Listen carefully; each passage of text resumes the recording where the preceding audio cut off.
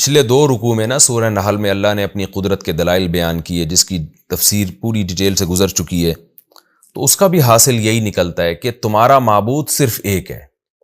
کیونکہ کوئی اور اگر ہوتا تو تخلیق میں وہ کچھ تو شرکت کرتا نا اللہ کے ساتھ، کوئی تو ایسا کام ہوتا جو ہم کہتے ہیں کہ اس نے کیا ہی ہے. جب کوئی بھی کام وہ نہیں کر رہا تو وہ کیسے معبود ہو گیا؟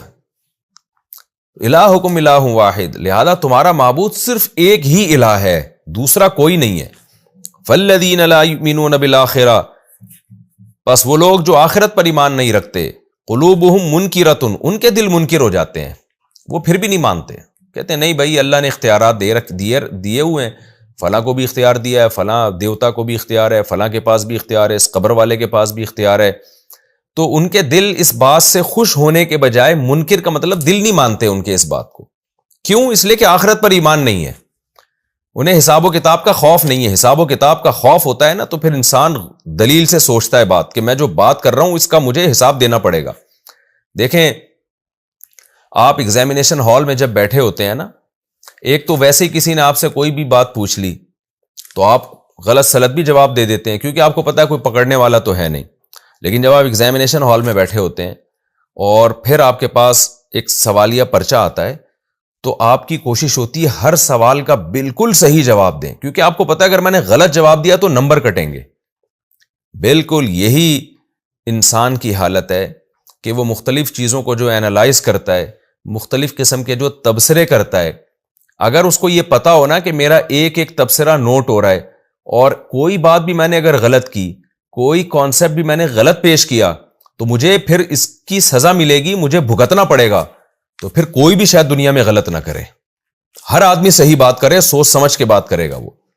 تو یہاں بھی اللہ کہہ رہے ہیں کہ مشرکین کو پتا ہے کہ ان کے بتوں نے، ان کے معبودوں نے اور ان کے جو باب ہیں جو قبروں میں جا چکے ہیں، جن کو یہ پوجتے ہیں یا زندوں کو جو یہ پوجتے ہیں، یہ اس کائنات کی تخلیق میں یہ ان کا کوئی حصہ نہیں ہے، یہ ہماری طرح مکمل محتاج ہیں، یہ اپنی بگڑی نہیں بنا سکتے، ہماری کہاں سے بنائیں گے. لیکن چونکہ آخرت پر ایمان نہیں ہے لہذا باپ دادا کی رسومات کو فالو کر رہے ہیں. اور جیسے کہ ابراہیم علیہ السلام نے کہا تھا مودۃ بینکم فی الحیات الدنیا، تمہاری آپس میں محبتیں تمہیں شرک پر مجبور کر رہی ہیں. تمہیں پتا ہے کہ اگر ہم شرک چھوڑیں گے تو کلچر سے کٹ جائیں گے، تو آپس کی رشتہ داری کو بحال رکھنے کے لیے اور اپنے ایک قبیلے کی رعایت میں تم اسی برائی کے اندر ہی گھسے ہوئے ہو. جیسے کہ آج ہندو کیوں ہندو ہے؟ اس لیے کہ اس کے باپ دادا ہندو ہیں، اس کے رشتہ دار ہندو ہیں، وہ اپنے خاندان کو نہیں چھوڑ سکتا ہے. کہ عیسائی کیوں عیسائی ہے؟ اس لیے کہ اس کے رشتہ دار سارے کرسچن ہیں. ایک یہودی کیوں یہودی ہے؟ تو ہر مذہب کا ماننے والا اسی بیس پر اسی مذہب پہ ڈٹا ہوا ہے کہ میرے سارے ریلیٹیوز اسی مذہب کو فالو کر رہے ہیں. لیکن اگر ان سب کو پتہ چل جائے، مسلمانوں سمیت سب کو پتہ چل جائے کہ ہم اگر کسی بات کو فالو کر رہے ہیں تو ہمیں قیامت کے دن اس کا جواب دینا پڑے گا، اور جواب میں یہ دلیل نہیں چلے گی کہ میرے باپ دادا تھے یا میرا خاندان تھا، اور یہ دلیل نہیں چلے گی.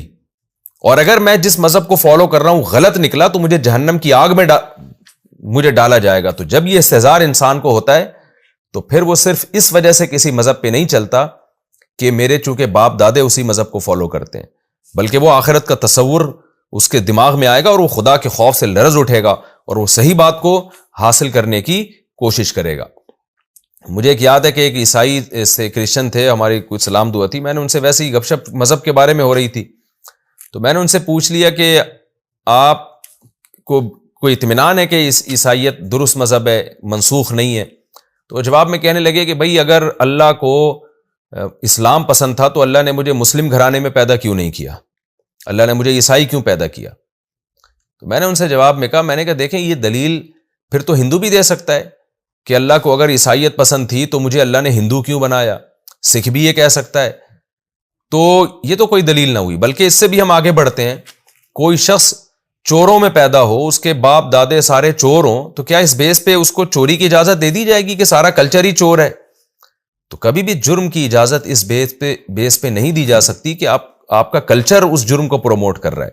تو قرآن کہہ رہا ہے کہ یہاں بھی لوگ مانتے ہیں کہ توحید اصل ہے، اللہ کے سوا کوئی عبادت کے لائق نہیں، لیکن آخرت کا انکار کرنے والوں کے دل منکر ہوتے ہیں.